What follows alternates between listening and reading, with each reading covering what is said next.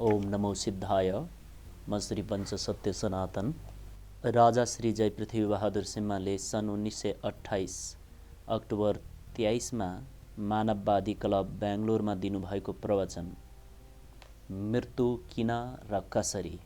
गत हप्ता यस क्लबमा हाम्रा सचिव सिंगराचारीले जीवन निरन्तरताको वैज्ञानिक दृष्टिकोण भन्ने विषयमा एउटा लेख पढ्नु भएको थियो। यसमा उहाँले हामीहरूलाई आधुनिक विज्ञान, खास गरेर शरीर विज्ञान र चिकित्सा विज्ञानको सारांशबारे के जानकारी दिनुभयो भने शरीरभन्दा अलग्गै जीवन र आत्मा भन्ने कुनै कुरा छैन। दुई, जीवन वा आत्मा भन्नु शारीरिक वा भौतिक क्रियाका फैलावट हुन्। यसै कारण चेतत्व वा चेतना जुन आत्मा वा जीवनको स्वरूप हो, त्यो पनि आगाको ज्वाला र प्रकाश जस्तो उच्च अवस्थाको संयोजन, शारीरिक क्रियाकलापकै प्रतिफल हो। 3, जीव र आत्मामा शारीरिक क्रियाको प्रफुल्लता स्वरूपका एउटै कुरा भएको मृत्यु भएपछि शरीरलाई छाडेर जाने केही हुँदैन। 4, मृत्युमा शरीरलाई तत्कालै छाडेर जाने कुरा केही नभएकाले मृत्यु झ्वाट्ट हुने कुरा तमतयार कुरा नभएर क्रमैले हुने प्रक्रिया हो। तसर्थ आधुनिक विज्ञानको निष्कर्ष के छ भने आत्मा शरीरभन्दा भिन्न छैन र मृत्यु झ्वाट्ट हुँदैन। अर्कातिर धेरैको विश्वास चाहिँ के छ भने आत्मा भिन्न छ, मृत्यु झ्वाट्ट भइहाल्छ। यी दुवै दृष्टिकोणका विपक्षमा व्यक्तिगत हिसाबले म के भन्ने साहस गर्दछु भने आत्मा शरीरबाट अलग छ र मृत्यु पनि कर्मिक हिसाबले हुन सक्छ। यस लेखको सिलसिलामा म आफ्नै अडान स्थापित गर्ने प्रयास गर्दछु। मृत्यु कन कनबाट हुन्छ भन्ने कुरा आधुनिक विज्ञानले निसन्देह ठहर्याइसकेको छ र त्यो पनि निर्विवाद तरिकाले राम्रोसँग परीक्षण भएर यसको मतलब मृत्यु झ्वाट्टै हुँदै हुन्न भन्ने चाहिँ होइन। सिङ्गो टन्टा आत्माको प्रसन्नमा हो। आत्मा भन्ने छुट्टै चिज कतै छ कि छ भने यसले मृत्युपछि शरीरलाई छोड्दछ, छोड्दैन र त्यस बेला शरीरलाई झ्वाट्ट छोड्दछ वा क्रमशः छोड्दछ। म यहाँ यिनै कुरामा छलफल गर्नेछु। मेरो प्रस्तावनाको मूल सारबारे बोल्नु अघि शरीरको बनावटबारे मैले विचार गरेको कुरा बताउँछु। ठोस, तरल र ग्यासबाट शरीरको निर्माण भएको छ भन्ने मेरो भनाइमा तपाईहरू सबै सहमत हुनुहुनेछ। अनि प्रत्येक तत्त्व आफू अघिका भन्दा मिहिन छन् र यिनीहरू विभिन्न अवस्थामा मिहिन गरी फरक फरक भए पनि आखिर यिनीहरू एकै पदार्थ सत्ता हुन् भन्ने कुरामा पनि तपाईहरू मसँग सहमत हुनुहुनेछ। मलाई लाग्छ यी तापका कारणले परिणाम घटबड भएर विभिन्न अवस्थाका बनेका हुन् भने मेरो भनाइसँग पनि तपाईहरू सहमतै हुनुहुनेछ। यसरी पदार्थ र तापले ल्याएको परिवर्तनले नै शरीर बनेको छ भनेर विचार गर्ने अवस्थामा हामी पुगिसकेका छौँ। तथापि आधुनिक विज्ञानले पदार्थ तत्त्व र ताप दुवैलाई इथरको प्रतिफल वा त्यसको विकासबाट पैदा भएका कुरा मान्दछ। विज्ञानले इथरलाई भौतिक मान्दछ, तर पनि यो यति मसिनो छ कि साधारण तवरले हामीलाई यसको अवबोधन हुँदैन। वास्तवमा इथर साह्रै मिहिन छ र अन्तरिक्षमा कुनै ठाउँ छैन जहाँ इथर पुग्न र रहन नसकेको होस् भन्ने पनि विज्ञानले बताएको छ। यो जस्तो सुकै कठोर ठाउँमा पनि पुग्दछ। यस प्रकार यदि इथर वस्तुको मिहिनतम स्वरूप हो र अन्य भौतिक अवस्थाहरू यसैमा समाहित हुन्छन् र यसैबाट विकसित हुन्छन् भने हाम्रो शरीरमा पनि इथर विद्यमान छ भन्ने कुरा निश्चित छ। यो इथरको प्रकृति के हो? यो साह्रै मिहिन छ। यो पूर्णतः भौतिक पदार्थीय छ, तैपनि यो एकदमै खोक्रो, शून्य या त रित्तो छ। ऊर्जाको क्रियाशील प्रवाह धाराको मुस्लो भन्दा अरू कुराको यो बनेको छैन।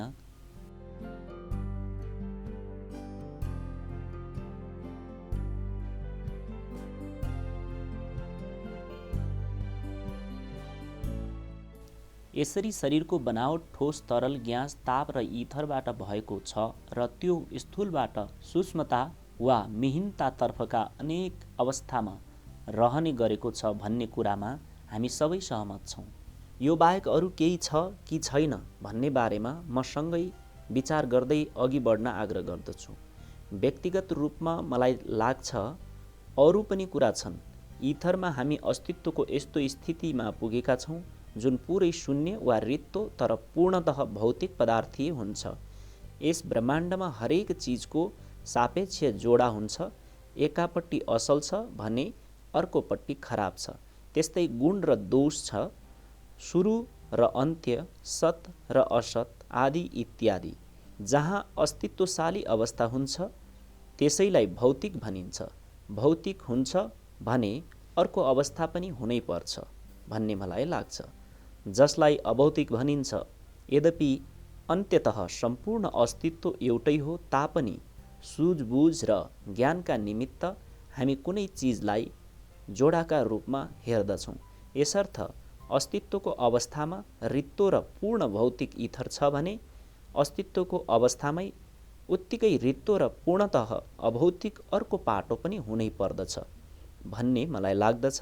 जसरी ठोस तरलमा, तरल ग्यासमा र ग्यास तापमा परिणत भएर आखिरमा इथरमा परिणत हुन्छ, यसै गरी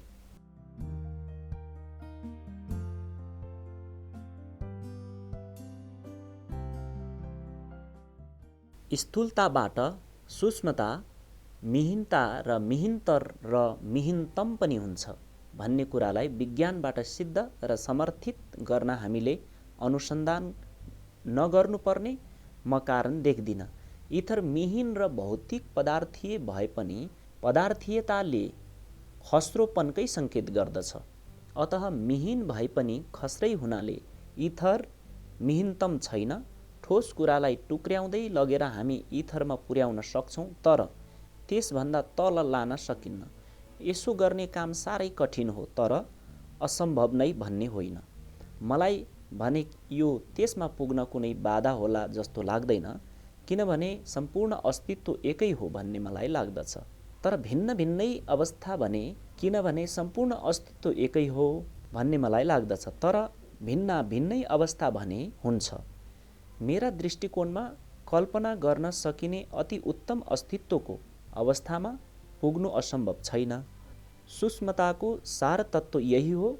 मेरो यस धारणालाई सकार्ने हो भने अस्तित्वको सर्वोत्तम सूक्ष्मता अवस्था पनि हाम्रो शरीरकै एक अंश हो। यहाँ एउटा कुरो विचारणीय छ, अहिलेसम्म हामी एक अवस्थाबाट अर्को अवस्थामा क्रमशः क्रमिकताले पार गर्दैछौँ। ठोसबाट तरल हुँदै ग्यास, ग्यास फेरि ताप र त्यसपछि इथर। यसको अर्थ के भने खस्रो तत्त्व वा पदार्थ सूक्ष्म हुँदै गएर अत्यन्त मिहिन अवस्थामा पुग्दछ।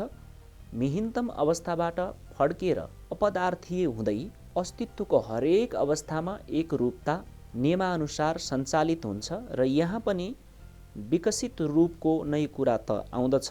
त्यसैले इथर जो रित्तो र अपदार्थीय छ यो नै मन बन्दछ।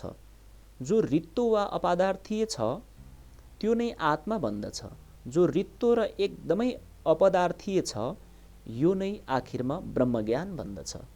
यसर्थ ठोस रूपका अत्यन्त खस्रो अवस्थाका पदार्थबाट सुरु भएर हामी अनुबोध्य अस्तित्वको सूक्ष्मतम वा मिहिनतम अवस्था इथरलाई पार गर्दछौँ।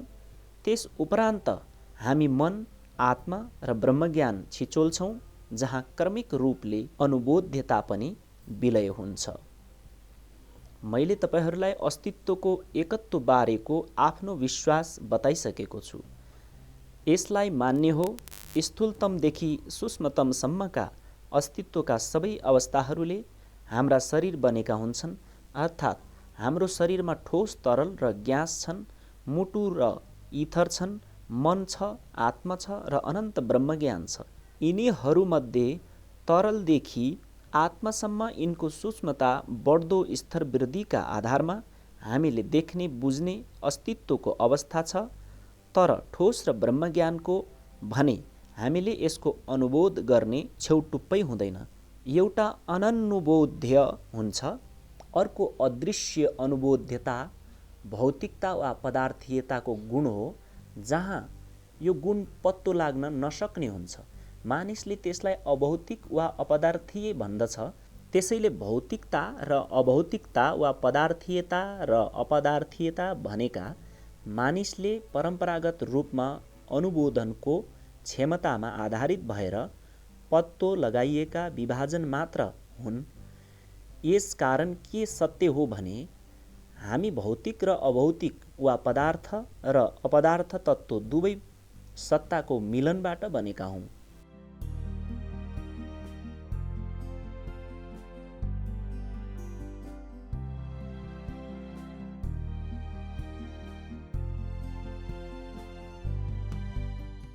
एउटा अर्को कुरा म तपाईहरूलाई यस सम्बन्धमा थप बताउन चाहन्छु।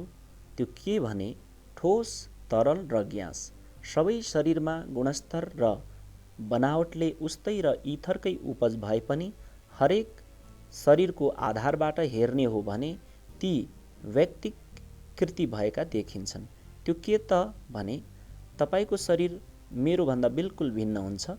मन र आत्माको कुरा पनि यस्तै हो। अभौतिकताका गुणहरूलाई हदैसम्म हिस्सेदारी गरेकाले तिनीहरू अनुबोध भौतिक इथर र यसका शाखा सन्तानतिर भन्दा सर्वव्यापक ब्रह्मज्ञानपट्टि सन्निकट हुन्छन्। अनि व्यक्तिकताका आधारमा हेर्दा तिनीहरू भिन्न भिन्न मन र आत्माका रूपमा देखा पर्दछन्। जसरी ठोस र तरल सर्वव्याप्त इथरका अंश भएर पनि व्यक्तिक अवस्थामा फरक फरक ठोस र तरलका रूपमा देखिन्छन्, त्यसै गरी मन र आत्मा उही सर्वव्याप्त ब्रह्मज्ञानका अंश भएर पनि व्यक्तिक अवस्थामा भिन्न भिन्न व्यक्तिमा भिन्न भिन्न भएर देखा पर्दछन्। विकास क्रमका बीचमा तिनीहरूले पाएको स्थानका आधारमा परिस्थितिले यो अन्तर ल्याइदिन्छ। म यसलाई उदाहरणबाट प्रस्ट्याउन चाहन्छु। समुद्र विशाल जल समुच्चय हो, जहाँ विभिन्न नदीनाला आफूहरू बग्ने ठाउँको माटोबाट लिएका भिन्न भिन्न स्वाद र रङ्गसाथ सङ्गमसम्म आएका हुन्छन्। म अब हाम्रै बनावटतर्फ फर्कन्छु। ठोसदेखि इथरसम्मका कुराले हाम्रो भौतिक पक्षलाई समेट्छ। ज्ञानका लागि मन आवश्यक छ भन्ने आत्मा जीवन्तताका लागि जरुरी छ। जीवन्तता भौतिक अभौतिक पदार्थ शरीर र मन दुवैको वास्तवमा ब्रह्मज्ञान नै सबै अस्तित्वको आधार हो र यो नै होनहार माध्यम हो जसबाट हामीलाई जीवन्तता, ज्ञान र भौतिक शरीर बन्ने अन्य माध्यमहरूको उदय हुन्छ। मैले भनेका कुराहरूलाई दोहोर्याउँदा भौतिक शरीरको स्रोत इथर हो, ज्ञानको स्रोत मन हो र जीवन्तताको स्रोत आत्मा हो। यी सबै एकपछि अर्को गर्दै क्रमिक चालले उत्तराधिकार लिँदै स्थूलता र अनुबोध्यतातिर, जीवन्तता, ज्ञान र भौतिकताको संयुक्त र होनहार अवस्था शाश्वत आधारभूत ब्रह्मज्ञानबाट उदाउँदछ।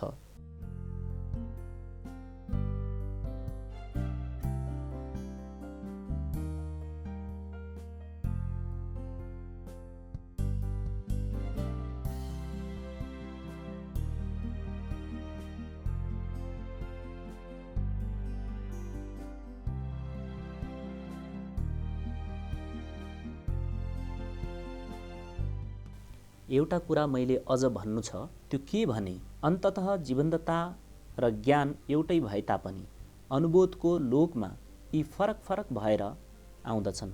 अर्थात् मन र आत्मा फरक फरक सत्ताका रूपमा देखा पर्दछन् र काम गर्दछन्। उदाहरणका लागि हामी गहन निन्द्रामा परेको वा संवेदनाहरणको प्रभावमा परेर मन निस्लोट भएका बेला हामीलाई केही पनि थाहा हुँदैन। हुन त त्यतिखेर हामी जीवितै हुन्छौँ र हामीलाई सक्रिय पार्ने जीवन्तता पनि हामीसँग रहेकै हुन्छ। अहिलेसम्म मैले तपाईहरूलाई हाम्रो बनोटबारे आफूले विचार गरेका कुरा भन्ने प्रयत्न गरेँ। अब म मृत्यु किन र कसरी हुन्छ भन्ने बारेमा ध्यान केन्द्रित गर्दछु। पहिलो कुरा त मृत्यु भनेकै के हो? मृत्यु जीवन्तता क्रियाकलापको समाप्ति हो। जीवन्तता समाप्तिको मेरो तात्पर्य जीवन्तताको मूल उन्मूलन होइन। हाम्रो घरमा बत्ती निप्दैमा बिजुली नै बन्द हुन्छ र जब बत्ती निप्दछ त्यति बेला त्यो कुनै खास भौतिक संयन्त्रणामा विद्युत प्रसारण हुँदैन र बन्द हुन्छ। त्यस्तै प्रकारले हाम्रो शरीरमा भएको जीवतत्व अर्थात् जीवन्तताले जब काम गर्न छोड्दछ अनि हामी मर्छौँ। शरीर वा मनमा सम्मिलित जीवन्तताको अवस्था नै आत्मा हो भन्ने कुरा मैले यहाँहरूलाई दर्शाइसकेको छु। जब यो चल्न छोड्दछ अर्थात् आत्माले काम गर्दैन तब शरीर र मन दुवै खस्कन्छन्। शरीर लास बन्दछ, ज्ञान र चेतना निश्चल हुन्छ र सामान्य विश्वास गरिए जस्तै यो लोप हुन्छ। जीवतत्व वा जीवन्तताको क्रियाकलापको अन्त्य नै मृत्यु हो भने यो किन हुन्छ? हामीलाई थाहा भएसम्म ऊर्जा स्वतः रहिरहन सक्दछ, तर यसले पदार्थमा र पदार्थका माध्यमबाट काम गरे मात्र यो यसरी रहन्छ भन्ने अनुबोध गरिएको छ। सबै अस्तित्व अन्ततः एक भए पनि हामीले देखे बुझेको यो ब्रह्माण्ड रचनाका लागि यसका मुख्य गुण अर्थात् सक्रिय गुणहरूले काम गर्नुपर्दछ, जसको सूक्ष्मतामा रूप इथर हो। भौतिक विज्ञानका भाषामा भन्ने हो भने ऊर्जाले इथरसँग मिलेर काम गर्दछ र यही कुरा धर्मशास्त्रीका भाषामा भन्ने हो भने आत्माले शरीरसँग मिलेर काम गर्दछ। वैज्ञानिकहरूले भने झै ऊर्जा र इथर वा धर्मशास्त्रीहरूले भने झै आत्मा र शरीर जब मिलेर काम गर्दछन् अनि मात्र भौतिक संसारको संरचना हुन्छ, अन्यथा हुँदैन। यसकारण यी दुई बीच अन्तर्निर्भरता छ र कुनै चिजले यस अन्तर्निर्भरतालाई खलल गर्दछ भने त्यसले जीवतत्वको सक्रियतालाई अन्त गरेर शरीरलाई नष्ट गर्दछ। जीवतत्वलाई जस्ताको त्यस्तै राख्नु छ भने शरीरको आफ्नो बनावट घट्नुहुन्न। शरीरमा हुने प्रतिकूलताले जीवतत्वमा समानुपातिक असर पार्छ। लौकिक भाषामा भन्दा हाम्रो स्वास्थ्य वा जिन्दगीले दुःख पाउँदछ। शरीरलाई ठिक हालतमा राख्नका निमित्त बिना अवरोध उचित मात्रा र गुणस्तरका ताजा खाद्यवस्तुका माध्यमबाट ताजा तत्त्वको आपूर्ति रक्त सञ्चार प्रणालीद्वारा भएर अक्सिजन सञ्चालन प्रक्रियामा कुनै गिरावट आउनु हुँदैन। यसमा अवरोध आयो भने कुनै आश्चर्य छैन। शरीरको कुनै भाग वा सम्पूर्ण शरीर नै स्वाहा हुन्छ, अर्थात् जीवतत्व वा आत्माले काम गर्न छोड्दछ। जनविश्वास अनुसार आत्मा शरीरमा रहँदैन भन्नेको छ। जनविश्वास अनुसार आत्मा शरीरमा रहँदैन भनेको यही हो। मलाई थाहा भएसम्म अर्को पनि एउटा कारण छ। बिना अवरोध खाद्य पदार्थको आपूर्ति आवश्यक पर्ने जति हुन सक्छ, रक्त सञ्चार पनि शरीरभरि प्रशस्त हुन सक्दछ। तैपनि शरीरको कुनै भाग, भनौँ कुनै ग्रन्थीले रक्तबाट प्राप्त खाना सोच्न र पचाउन नसक्ने हुन सक्छ। यो वातावरणीय कारणबाट पनि हुन सक्छ, रोगका कीटाणुहरू प्रवेश गरेर पनि हुन सक्छ, कुनै भागलाई रोक्न सक्छ। निर्जीव प्राय तत्त्वको कुरा पनि यस्तै हो। फोक्साले सास लिने क्रममा सर्वप्रथम सञ्चालन शक्ति दिन्छ, त्यो घट्न पनि सक्छ। शरीरमा प्रशस्त अक्सिजन प्रवेश गर्दैन भने त्यस्तो अवस्थामा त्यो हदसम्म छिद्रद्वारा खाद्य पदार्थ शरीरमा फैलिने प्रक्रिया या त कुनै भागमा अथवा सम्पूर्ण शरीरमा पुग्न सक्दैन र छिद्रद्वारा शरीरका अङ्ग प्रत्यङ्गमा जीवतत्व फैलिने प्रक्रिया अक्सिजनीकरणको परिणाम र गुणस्तरमा निर्भर पर्दछ। अथवा कुनै पनि अक्सिजन घटनाले शरीरको कुनै भागलाई नचल्ने बनाएर कमजोर बनाइदिन्छ वा काम नलाग्ने बनाइदिन्छ। अकस्मात पर्न सक्ने धक्का वा ठन्डीले रगतलाई जमाइदिन्छ र रक्त प्रवाहमा बाधा पुर्याउँदछ। यी सबै कुराहरूमा शरीरको कुनै भाग वा सम्पूर्ण शरीरलाई काम नलाग्ने बनाइदिने अवस्थाका कारणहरू वातावरणीय अवस्थाहरूले उब्जाइदिन्छन् र शरीरका यस्ता भागले आपूर्ति भएको खाद्यान्नबाट लाभ लिन सक्दैनन्।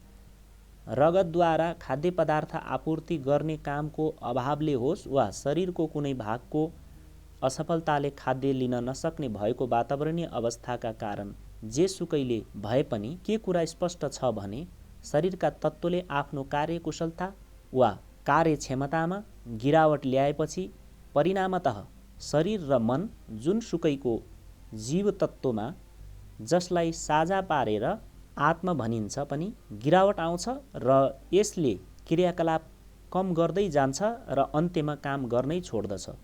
यस सम्बन्धमा मलाई के भन्नु छ भने म भाग्यवादमा विश्वास गर्दिनँ। परिस्थिति हाम्रा लागि अनुकूल वा प्रतिकूल वातावरण पूर्व निर्धारित हुन्छन् भनेर कहिलेकाहीँ भन्ने गरिन्छ। संस्कृतमा एउटा श्लोक छ जसमा यस्तो भनिएको छ, उदयति यदि भानु पश्चिमे दिग्भागे प्रचलति यदि मेरु शीतताम याति वहिन् विकसति यदि पद्म पर्वताग्रे शिलायाम नहि चलति नराणाम भाविनी कर्म रेखा। सूर्य पश्चिमबाट उदाउन सक्छ, पहाड ठाउँ ठाउँमा घुम्न सक्छ, आगो चिसो हुन सक्छ, कमल पहाडको टुप्पोमा एउटा ढुङ्गामाथि उम्रन सक्छ, तर भाविनी अथवा भाग्यकी देवीले कोरेको रेखा बद्लिन सकिँदैन। यी भाविनी परमेश्वरीले हामी जन्मेको 6औं दिनमा हाम्रो निधारमा यो कुरा हुन्छ भनेर लेखिदिन्छन् रे। यसै हो भने यो अवश्य पनि निर्दयी र पक्षपातपूर्ण तथा लहडबाजीको ईश्वरीयता हो। यो कुरा जति छिटो हामी छोड्दछौँ उति नै भलो हुन्छ। भाग्यवाद वास्तविक हो भने किन उसैको बाबुआमाले आफ्ना केटाकेटीहरूलाई यता जानुहुन्छ उता जानुहुन्न, यो गर्नुहुन्छ त्यो गर्नुहुन्न भन्दछन्? के यसको मतलब मानिस शक्ति र स्वभावका आधारमा स्वतन्त्र चिन्तक र स्वतन्त्रताकर्ता वा पात्र होइनन् भन्ने हो? पूर्व लेखामा कसैलाई अझै विश्वास छ भने मलाई लाग्छ यो उसको असामान्यताका विरुद्ध खाली असहायपन मात्र हो। अब हाम्रै प्रश्नमा आउँ। जीवतत्त्व वा आत्माको क्रियाशीलतालाई घटाउने वा रोक्ने अनेक कारण छन् भनेर मैले भनिसकेँ। उदाहरणका लागि मेरो शरीरको कुनै भागमा पक्षघात भयो भने जीवन्तता वा जीवतत्त्वले त्यहाँ काम गर्दैन, अर्थात् आत्माले त्यहाँ केही गर्दैन। अन्य भागहरू चलिरहेकै हुन्छन् किनभने जीवन त्यहाँ क्रियाशील हुन्छ र ती अङ्गहरूलाई प्रतिकूल असर पारेको हुँदैन। जब मृत्यु भन्ने कुरा आउँदछ यो त सम्पूर्ण शरीर, हरेक अङ्ग प्रत्याङ्ग, मांसपेशी, नसा, ग्रन्थि र कोष एकैपटक तुरुन्तै प्रभावित हुन्छन् वा कर्मैले प्रभावित हुन्छन्। अघिल्लो अवस्था जस्तो भनौँ मानिस बमद्वारा उडाइन्छ, तुरुन्तै उसको मृत्यु हुन्छ र दोस्रो अवस्था चिकित्सकहरूका अनुसार बिस्तारै बिस्तारै मानिस मर्दछ। तापनि मृत्यु भएको 40 घण्टाभित्र कुनै पनि कोष शरीरबाट झिकेर प्रयोगशालामा जस्ताको तस्तै राख्न सकिन्छ भन्ने उनीहरूको भनाइ छ। यो के कारणले हो भने मृत्यु भएको 40 घण्टासम्म तिनीहरू प्रतिकूल वातावरणबाट प्रभावित भएमा यो के कारणले हो भने मृत्यु भएको 40 घण्टासम्म तिनीहरू प्रतिकूल वातावरणबाट प्रभावित भएका हुँदैनन्। तिनीहरूले पचाइसकेको खानाको शक्ति वा पचाउन बाँकी खानाको शक्तिका भरमा तिनीहरू जीवित रहन सकेका हुन्। तसर्थ यहाँ मैले भन्न खोजेको कुरा हुन्, एक मृत्यु भनेको कुरा विज्ञानले भने झैँ सधैँ कण भएर हुँदैन। 2 अहिलेसम्म भएका अन्वेषण अनुसार मृत्यु कण भएर हुन्छ भन्ने कुरा यकिन भएको छैन र वैज्ञानिकहरूले आत्मा छैन भनेर भन्दैमा यसै हो भन्न सकिन्न।